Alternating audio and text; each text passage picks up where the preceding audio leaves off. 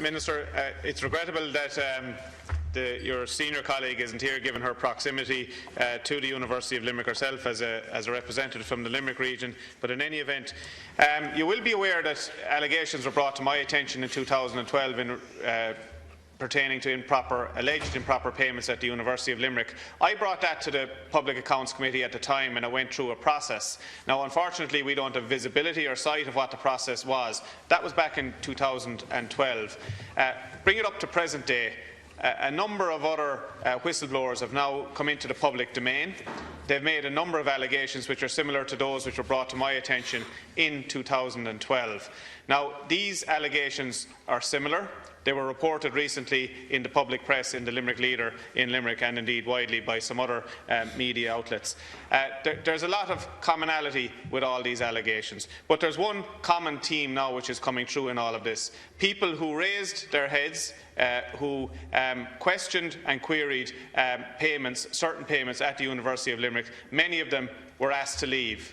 Many of them were paid off and removed from their jobs, and in addition to that, many of them were asked to sign confidentiality agreements not to speak about their experiences. And I think, given the number of people who have come forward that's now in the public domain, it's quite serious. In addition to that, I'm aware of other people who haven't come forward, whom I've spoken to, whom I know. And I can tell you that those people are people of the highest integrity. They are people who have professional qualifications, and they're part of professional associations. So I think their integrity is beyond question. They have come forward also. So I think the alarm bells are ringing, and we need to sit up and take note in relation to that. Now, following on from all of this, the University of Limerick has now issued High Court proceedings against the Limerick Leader newspaper, which I think is quite unprecedented, and also against the editor of the Limerick Leader newspaper, Mr. Alan English, personally. And that's something which I have a serious issue with, because you have a state-funded institution using taxpayers' money attempting to gag a newspaper editor and indeed a newspaper which is pursuing matters in the public interest, which are in the public domain. So, Minister, maybe you can address on behalf of your senior minister, when you're replying, a couple of issues. Is the Higher Education Authority the competent authority to hold an investigation into this whole affair, given that your senior line minister, Jan O'Sullivan, has said this week that she would support the intention to have an external examination of this issue? The reputation of the University of Limerick is hugely important, and we all agree with that, and we want to see it protected. She said, what we need is someone independent to investigate all the allegations. So is the Higher Education Authority the competent authority to investigate this independently, given that it has been involved in it back since 2012, right up to date? That's the first question. Secondly, thank you, Deputy. If you don't agree that the Higher Education Authority is the competent authority, will you or your senior minister appoint an independent competent authority to review this, to investigate it, and to report to the minister independently?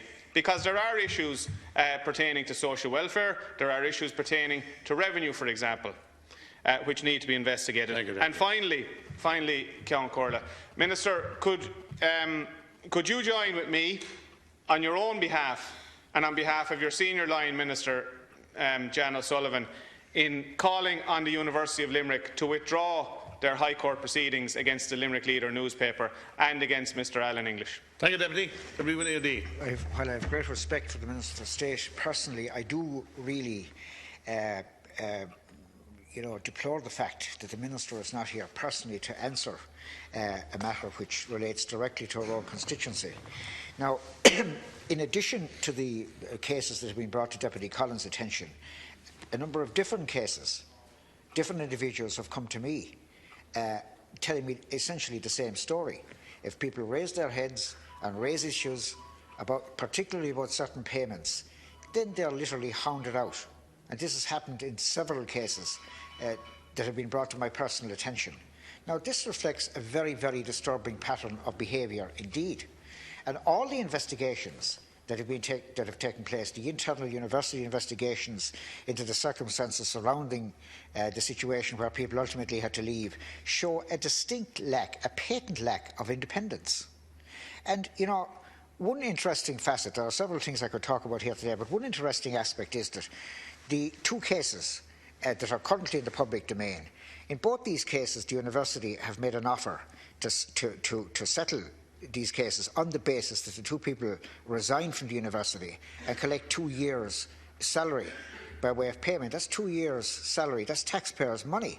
However, in both those cases, the university's so-called or allegedly independent investigator found that those two people had acted maliciously. I mean, why would you pay 2 years' taxpayers' money to somebody whom your own investigator, who's supposed to be independent, has found to have acted maliciously? Now, this matter needs to be properly investigated, and the investigation needs to be independent, and it needs to be seen to be independent.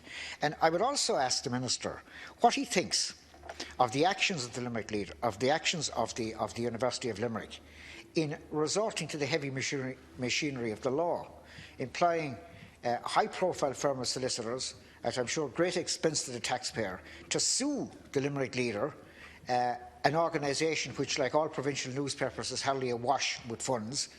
The High Court action, the proposed High Court action here, will put a very serious strain on an organisation whose resources are already, I'm sure, struggling. Also, the intention of the university to sue the editor personally. Now, this looks like a deliberate attempt to gag the matter, put it underground, and prevent any discussion in the public domain. The Minister for Education knows better than anybody else that the Limerick Leader is the main print medium for both the city and the county of Limerick, which both she and I represent, and has been so for more than a century. I don't agree with everything the Limerick Leader says, or I don't agree with everything that the editor says, but the Minister will know and will appreciate that a free press is essential in a properly functioning democracy. And I would ask the Minister to communicate immediately to the Minister for Education that we expect her to contact the university and ask her to ask the university, as Minister, to call off these legal bloodhounds. Thank you, Deputy. And Palace Dodge. Thanks, O'Hara. First of all, I want to thank the Deputy for raising this issue. And I think it's an issue that certainly is of concern to my Senior Minister, but she can't be in two places at the same time, so that's the way it works. I understand that the way that works as well. In early 2012, a former employee of the University of Limerick informed a public representative, herself, who in turn informed the Committee of Public Accounts of alleged irregular practices in the Finance Department of the University, her attempts to rectify them, and how she had been dealt with by the University. The issues were referred by the Public Accounts Committee to the Secretary-General of my department, and at his request, the HEA sought the response of the University. The University informed the HEA that they were engaging with the Office of the CNAG on the issues and had provided all related correspondence to that office. The President of the University also wrote to the Committee of Public Accounts, stating that the University was satisfied that it had dealt fully with the allegations made by their former employee as follows. The University refutes in the strongest possible terms these allegations. The University has at all times paid expenses in accordance with its travel and subsistence policy and is satisfied that the controls in place ensure that payments are reimbursed in accordance with the policy. The letter goes on to say that the University was in correspondence with the Office of the CNAG on the matter, and that the University is subject to rigorous auditing on an ongoing basis. This includes external audit, internal audit and oversight by the Governing Authority's Audit and Risk Management Committee. The area of expenses is generally reviewed annually as part of the annual audit. A recent report to the Governing Authority Audit and Risk Management Committee by the University's external auditors confirmed that there were no weaknesses identified in relation to the controls in place regarding expenses. And I finish quoting. In June this year, 2 employees of the University who were employed in the Finance Department of the University requested of my department to make a disclosure under the Protected Disclosure legislation. They were directed to the CEO of the Higher Education Authority, as that person is a prescribed recipient under the legislation. The CEO, Mr Boland, met with employees on the 5th of May 2015. An agreed minute of that meeting was provided to the President of the University for his observations. It is important to say that at the meeting no specific allegations were made of financial irregularities at the University. However, the employees outlined a series of events which they then considered amounted to bullying and victimisation of them by management and colleagues in the University. They stated their view that this arose because of their questioning of what they saw as irregular practices in the Finance Department. The employees in question have not to date set out specific allegations, pleading a lack of confidence in the University to properly inquire in them. So, Chair, if I have a little bit more time just to finish the full. The University, in response to the HEA, refuted the claims made by their employees. They stated that the allegations of bullying and victimisation were not substantiated, that the employees had refused to cooperate with various inquiries and had been found by one inquiry to have made malicious claims. Both employees are now subject to disciplinary proceedings. More recently, the former employee has contacted the HEA, repeating her initial allegations. So, at her request, Mr Boland met her last evening. Just to confirm that the Department of Minister Sullivan have a number of concerns on a few different levels. First of all, in the case of the employees and the former employee, they continue to feel victimised for having, as they see it, challenged irregular practices. The University is also an important institution regionally and nationally, and the current controversies are potentially damaging to its high reputation, which I think you've expressed yourself as well, Deputies. They need to be dealt with comprehensively and conclusively and as soon as possible. The demands of public accountability are such that the truth of any allegation of misconduct in a higher education institute needs to be established beyond reasonable doubt. Having regard to these considerations, the HEA, in consultation with my department and with the University, will now put in place a process of review. The precise terms of reference will be established in the next few days. However, the review will be independent of the University's processes. I'm going to stress that. Will be independent of the University's processes and will cover how the initial inquiry into the allegations of irregular payments and the allegations of victimisation and bullying have been dealt with by the University. A final report will be concluded by the end of November, and if that is not possible, an interim report will be provided. Thank you. Minister, Deputy Niall Collins. Thanks, Minister, for your reply. I think it's fair to say that your reply were moving in the right direction in relation to this, and I want to acknowledge that. You have indicated that you intend to establish a review, and I think it's important that this review in the first instance shouldn't rule out any wider investigation if the review concludes that that is merited and required. I also think that the report which is imminent, whether it's a full report or an interim report, it should be reportable to the Minister for Education. It shouldn't be reportable to the Higher Education Authority or to the Department. I await with interest to see what the terms of reference are, because the terms of reference will have to be broad, and broad enough to include the whistleblowers who I have and whom Deputy OD have spoken to, whose allegations and whose stories aren't in the public domain. I think they will have to be afforded an opportunity in confidence to speak to the review panel also. I think that is critical, because there are more people out there who are saying the same thing, and they can't all be wrong. And finally, Minister, you didn't address the request that I've made of you and that my Deputy OD has made of you in relation to the High Court proceedings against the Limerick Leader Newspaper Limited and against Mr Alan English. That's a critical point, because it's taxpayers' money being used to gag a provincial newspaper and personally a newspaper editor. There could potentially be jobs at stake, and by the way, it's the University of Limerick that has issued the proceedings, a body corporate. It's not an individual against a newspaper. It's the big university, state-funded university, against an organisation that is providing a lot of jobs. That's an important point. And I would ask you on your own behalf and on behalf of your senior minister to call on the University of Limerick to withdraw their High Court proceedings. Thank you, Deputy. Yeah, Minister, thank you for your reply. I just want to get clarification on one point, Minister.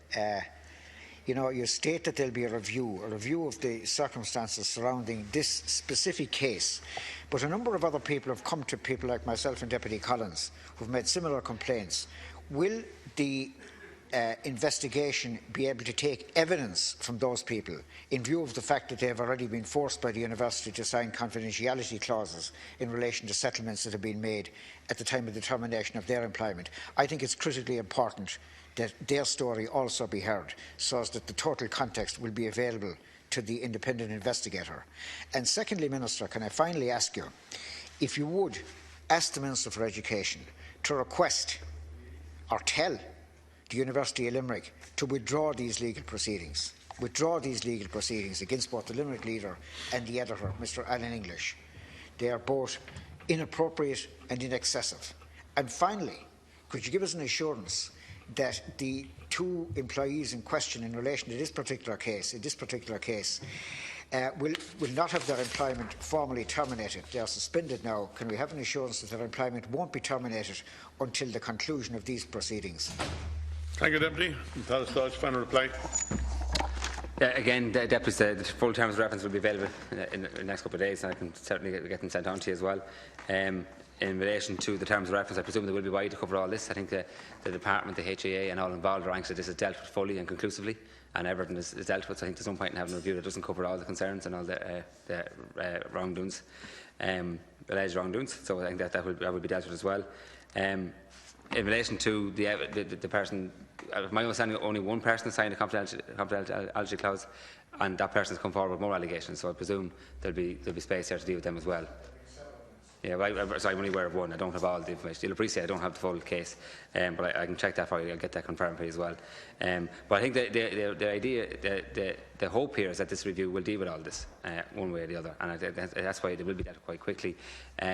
In relation to your concern that it won't prevent a further investigation, I don't think it will, but naturally we can't prejudge what it's going to come out with. But I mean, the review will presumably make recommendations and leave it at that. But I think it's the right process to be dealt with first of all. You asked, will be the HAA? They, under the legislation, it is under the Protected Disclosure legislation, Act 2014. It is the right channel to go through is with the HAA, but the Minister is in conjunction with the Department as well and the University as well. So I'll get that confirmed for you. In relation to High Court proceedings, look, it's my own view that it's always best to avoid these where all possible, but it's not in my gift to lecture to anybody what they should or shouldn't do. But I'll certainly raise it with the Minister and with the Department as well, and we can express our view. Yeah, I said I give my view on it. It's not in my gift to ask them or tell them to do that, but it's a view of mine that it's best to avoid High Court proceedings where possible, and we'll see how this review comes on. But I'll discuss this with the Department as well.